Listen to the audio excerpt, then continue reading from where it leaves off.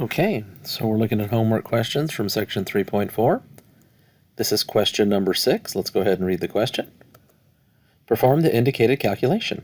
6p2 divided by 10p4. So we've got a fraction that involves permutations. Let's go ahead and look at the permutation formula. npr equals n factorial over n minus r factorial, where r is less than or equal to n. So if we write this fraction out, 6p2 over 10p4, we'll apply the formula to the numerator and to the denominator.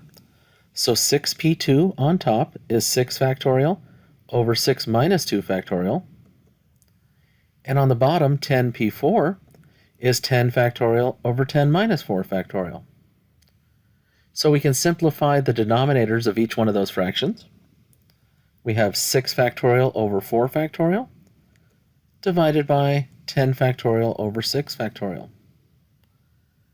So if we write each one of those fractions out where its numerator is expanded a little bit, 6 factorial will expand to 6 times 5 times 4 factorial divided by 4 factorial. And on the bottom, we'll expand the 10 factorial to 10 times 9 times 8 times 7 times 6 factorial. The reason I do it this way is because I'll be able to reduce away large factorial terms without having to write them all out. So you can see in the denominator I have a 6 factorial on top, 6 factorial on the bottom, and those will reduce away. 4 factorial on top, 4 factorial on the bottom in the numerator, and those will reduce away. So now what we've got left on top is 30. 6 times 5 is 30, and 10 times 9 times 8 times 7 is 5,040.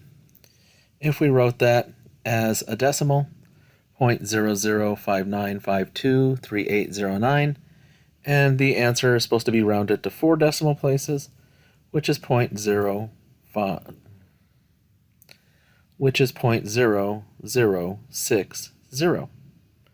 Of course, you did have another option to use your calculator functions.